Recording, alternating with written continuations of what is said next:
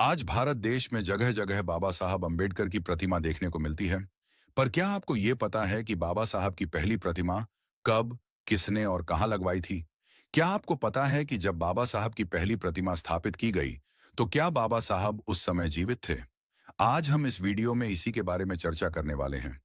अगर आप इस वीडियो को पूरा नहीं देख सकते, तो वीडियो को यही छोड़ दीजिए, क्योंकि मैं नहीं चाहता कि आपके पास कोई अधूरी जानकारी पहुंचे, क्योंकि अधूरी जानकारी बहुत खतरनाक होती है।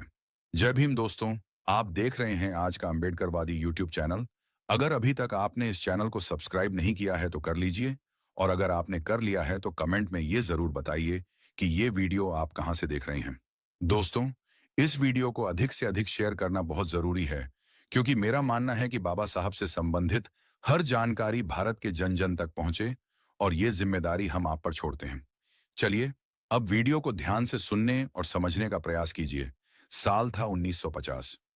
भारत आजाद हो चुका था, नया संविधान बन चुका था, लेकिन देश का दिल अभी भी जंजीरों से आजाद नहीं हुआ था। जाति भेदभाव और ऊंच नीच की दीवारें अब भी वैसी ही खड़ी थीं, जैसी सदियों से खड़ी थीं। ऐसे दौर में एक शहर था, कोल्हापुर। एक ऐसा शहर जिसकी मिट्टी में ही क्रांति की खुशबू थी। ये वही धरती थी जहां छत्रपति शाहू महाराज ने सामाजिक समानता के बीज बोए थे। वो महाराज जिन्होंने अछूत कहे जाने वालों के लिए स्कूल खुलवाए, नौकरियां दिलाईं और एक छोटे से लड़के को छात्रवृत्ति दी, जिसका नाम था भीमराव।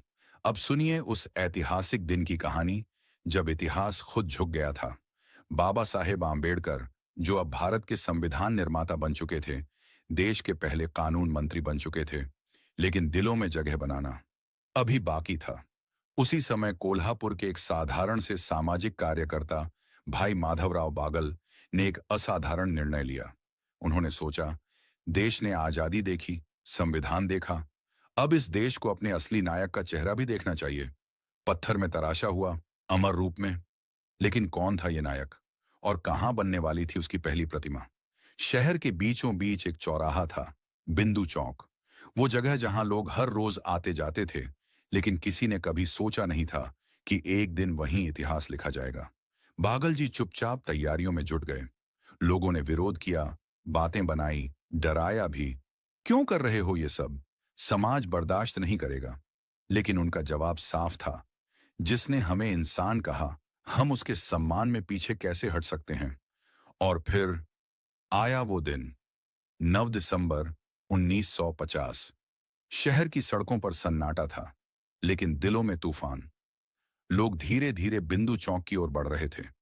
किसी को नहीं पता था कि वहां क्या होने वाला है। फिर एक काले कपड़े से ढकी हुई एक आकृति के पास भीड़ रुकी, और जैसे ही पर्दा हटाया गया, हर आंख नम हो गई।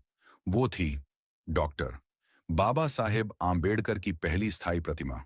हाँ, आपने सही सुना, पहली स्थायी मूर्ति, वो भी बाबा साहेब के जिंदा रहते। सिर्फ एक प्रतिमा नहीं थी वो था आत्मसम्मान का ऐलान। वो था सदियों की बेड़ियों को तोड़ने का पहला हथौड़ा। आम्बेडकर उस दिन वहां मौजूद नहीं थे।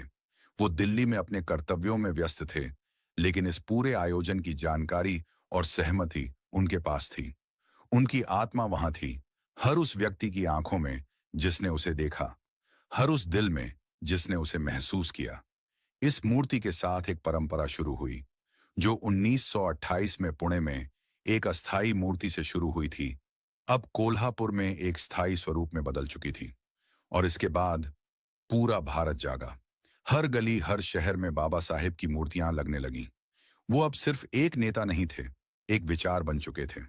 आज जब आप कोल्हापुर जाएं, बिंदु चौक पर खड़े होकर उस मूर्ति को देखें, तो बस एक बार अपनी आंखें बंद कीजिए। आप महसूस करेंगे, वो पहला हथौड़ा अब भी गूंजता है। वो आवाज अब भी कहती है, मैं हूं और मैं हमेशा रहूंगा। यही थी कहानी उस पहली प्रतिमा की, जिसने इतिहास को बदल दिया। जिनके इरादों में जान होती है, वही इतिहास बनाते हैं। अगर आप भी बदलाव की इस क्रांति का हिस्सा बनना चाहते हैं, तो आज ही हमारे चैनल से जुड़िए। बाबा साहेब के विचारों को घर घर पहुंचाने का यह सफर आपके बिना अधूरा है। सब्सक्राइब करें, शेयर करें और इस आंदोलन की आवाज बने। जय भीम, जय भारत।